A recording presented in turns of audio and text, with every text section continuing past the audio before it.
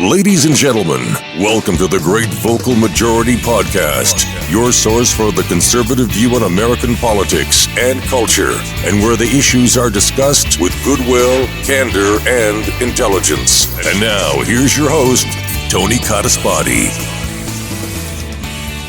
Thanks, Duke. This is volume 76 of the Great Vocal Majority Podcast, which is entitled, Who is Stoking Violence?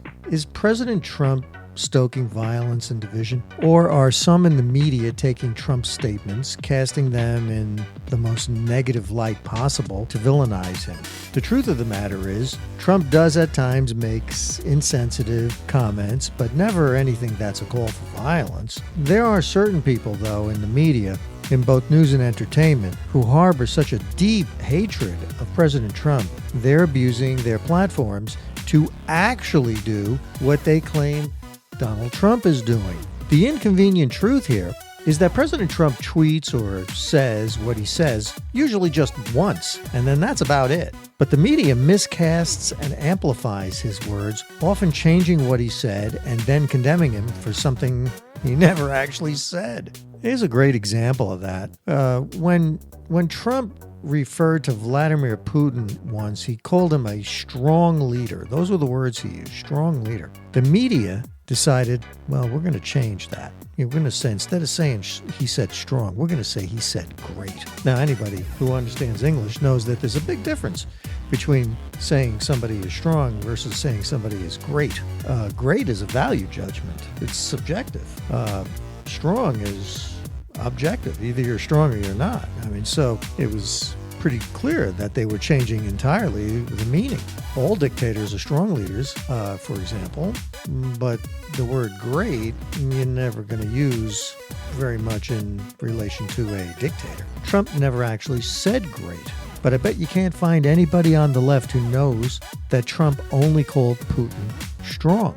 They all think he was called great. And why? Because of the media. The media just keeps saying it over and over and over, and then you think, well, it must be true because they told me 1,000,000 times already. That's the big lie. That's from the Nazis. This is, in effect, advocacy media and the effect it has on perceptions when they edit the words of people they don't like. In Trump's case, it happens all the time. I'll give you another example. Obama tapped my wires was another statement taken out of context. Now, obviously, when the president says his predecessor tapped his wires, they're talking about phone taps, stuff like that. A lot of people take Trump literally when on a lot of this stuff you can't take him literally. You have to take him seriously, that what he's referring to is something serious, maybe not precisely what he said. Donald Trump, if nothing else we learned about him after 3 years, he uses very imprecise language. A lot. And that's what the media is objecting to. But they would have objected to him anyway. So it isn't because they're objecting to him because of his choice of imprecise language, I can assure you. But after days of the media pillorying Trump for making claims about Obama tapping his wires, saying that he's making claims without evidence, Trump was eventually proven right. Obama's DOJ and FBI did have his campaign under surveillance. And then there was the case, of course, of violence at Trump rallies. Again, the media presumed it was being stoked by Trump, but they only said that because Trump made one comment from the podium that resulted in some 70-year-old Trump supporter clocking a protester with his elbow right to the head. Now, what the media failed to report was how Bob Kramer, the convicted felon spouse of Democrat of Chicago, Jan Schakowsky, who is Bob Kramer, who is an organized dirty trickster who was hiring thugs to enter Trump's rallies and start fights with Trump supporters so that they could blame the violence on Trump. And that's exactly how it went down until Project Veritas and James O'Keefe got Kramer and his cohorts to admit on hidden cameras that they were responsible and being funded by the Clinton campaign and the Democrat National Committee. To avoid any embarrassment, though, Kramer and the rest of them were quickly dismissed by the campaign and the party. But Trump supporters continued to get assaulted outside of venues in California and elsewhere. When Trump was elected, it drove media figures over the edge all over the left. I'm not going to go through every case of how they went over the edge because they didn't always call for violence. Sometimes they just called for stupidity, like negating the Electoral College. Remember when all the Hollywood types lined up one after another and begged the people in the Electoral College to vote against Trump, to vote for somebody else, anybody else? But then you had people that were actually doing things that were emblematic of violence or actually promoting violence. For example, everybody remembers Kathy Griffin posing with what looked like was the severed head of President Trump. Do you think that encouraged violence at all? How about when the New York City, when Central Park had a Shakespeare in the Park and they did a rendition of Julius Caesar that depicted a very Trumpy-looking Julius Caesar in a blonde wig and a business suit being stabbed to death by Roman senators, also in business suits.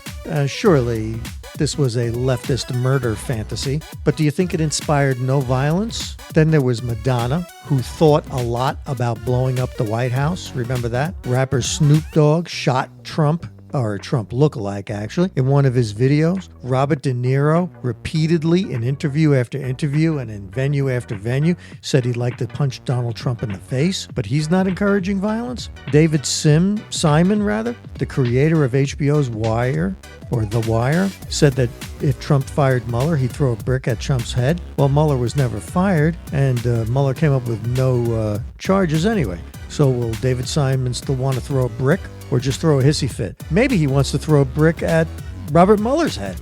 Mickey Rourke threatened to beat Trump up with a baseball bat. Is that stoking violence and division? The overweight and under-talented Leah Delaria threatened to, quote, take out Republicans, unquote, and independents if Trump won.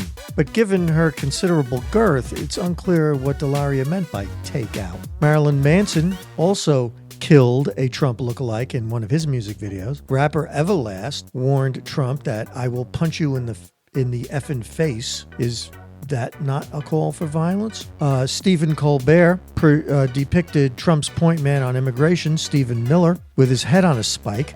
Again, that's not a call to violence, really. No, right? It's not. And Larry Wilmore joked about suffocating Trump with a pillow. Of course, that's not violent either.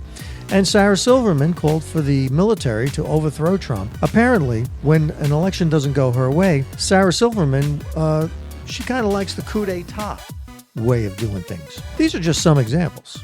Even elected Democrats have called for confrontation and violence. We all seen the video of Maxine Waters, who is the most corrupt person in Congress, and what she has done. Trump supporters have been physically assaulted for simply wearing anything that shows support for Trump. On MSNBC and CNN, hosts and analysts routinely refer to Trump as a fascist, an autocrat, a dictator, a Nazi, a white supremacist, a racist, even Hitler. Donnie Deutsch has called for people to take to the streets, to conduct a revolution. His words. Others on his network say similar things every day, all day, unrelenting. But in the most disgusting display of all, when violence occurred recently in California at a garlic festival, in El Paso, Texas, and in Dayton, Ohio, the same people, the exact same people who called for violence are blaming President Trump for that violence, but he never called for any violence. They did. I have done this podcast for you today to bring awareness to anyone willing to listen who hasn't already been made aware of this stuff. The news and entertainment media bear very much of the burden of responsibility for the violence that they have been calling for now for years. That's it for me. I'm Tony Codispati. Thanks for listening to this podcast.